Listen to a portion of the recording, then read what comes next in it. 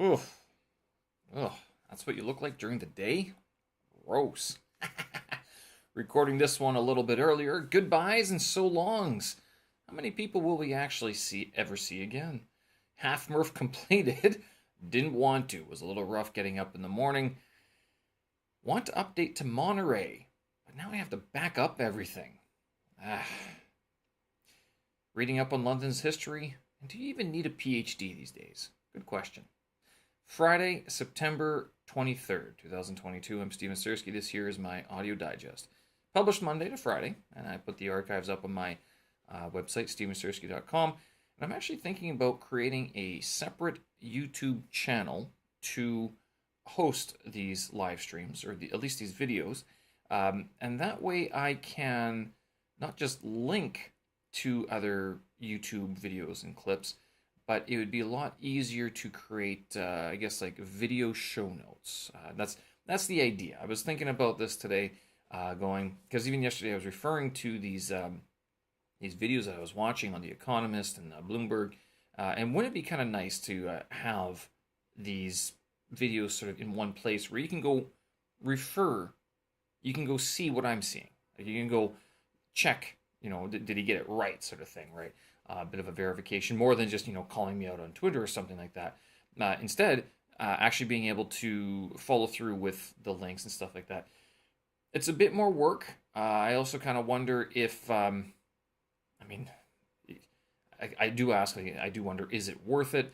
What's different from just creating links on my website? The problem is, I don't like to link to a lot of things from my website, because then if they break, it makes my website look bad. So if you have a lot of broken links on your website, search engines don't like that very much, which is why I tend not to link out very much. I do put links. Plus, I'm not sure about you guys and how, safety conscious you are on your internet tracking and stuff. Not just tracking, but your what's embedded in links and stuff like that. I tend to copy paste a lot of links, and if it's a shortened link, I generally don't touch it unless it's on somewhere like Twitter that has these sort of verification processes in place. I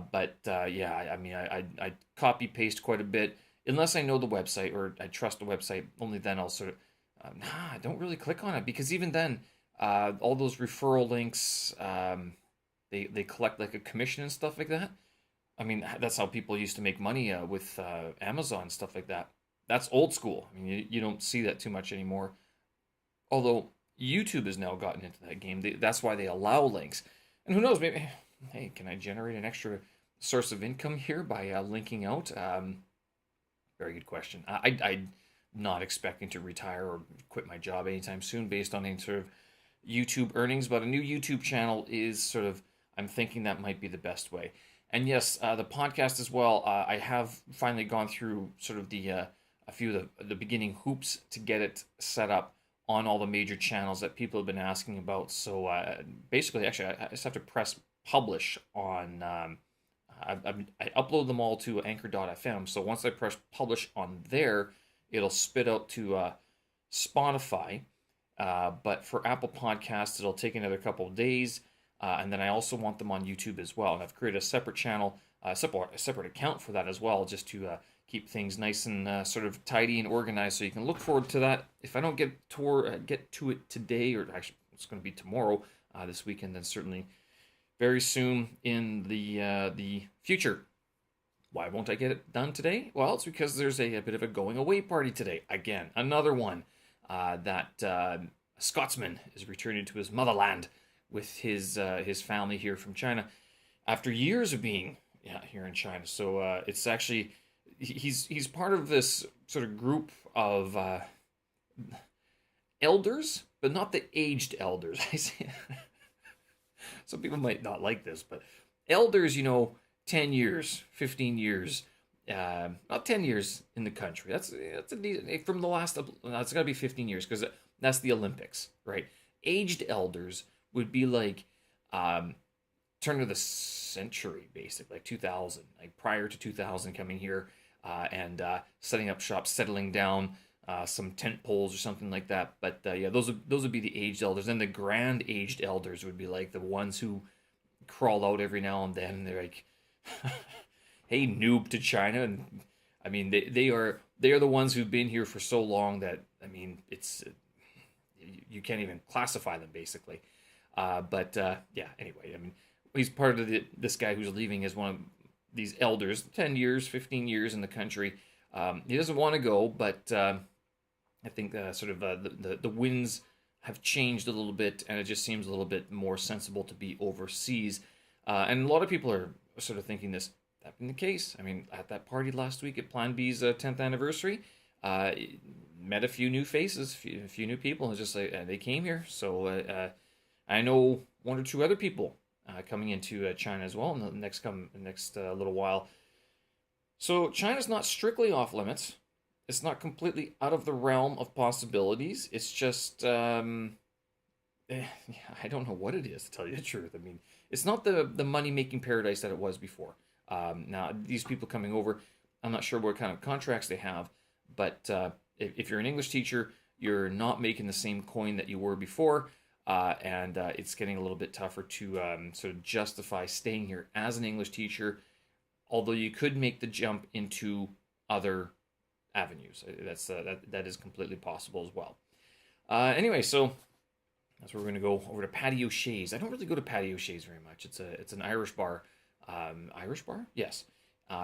Very close to the Canadian Embassy and very close to my barber, who I haven't seen in many months. And I guess I could do all sorts of things. You know, I could go pop on over for a haircut and a beard trim, but probably won't do that either. Happy hour sadly ends at 6 for the Guinness. It's 2-for-1 Guinness, 5 till 6. But I won't be there until after because I have an appointment prior to that. But yeah, how many people are we going to see again, right? I mean, it's one of these things where, you know, you go to these goodbye parties and then, you know, you have a couple shots and you don't really, actually, you have a couple beers and you have a couple burgers and you don't really remember much of the night anyway. And then when will you see him again, right? Will things be as good? Will things be worse? I don't know. Where will I be? Where will I be in a year, 2 years, 10 years from now? Hard to tell. Hard to tell. I tell you. And you know, people can always come back. It is fully possible. It's not entirely out of the question to leave for a few years, possibly even put your kid through school and stuff like that, and then return. You know, you tell your kid like, listen, we're going back at some point, right? So it's not completely. It's not the end be all end all, but certainly it is a change. And when you do come back, things will have changed, even if it's ever so slightly.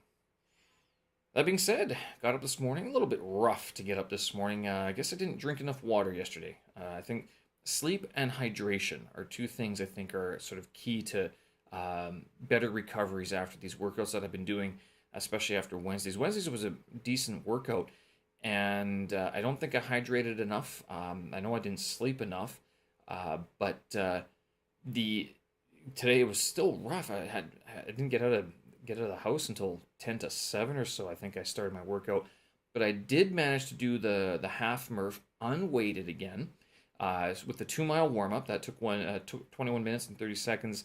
The whole thing, 1 mile, 50 pull-ups, 100 push-ups, 150 squats, and another mile took me about 39 minutes total.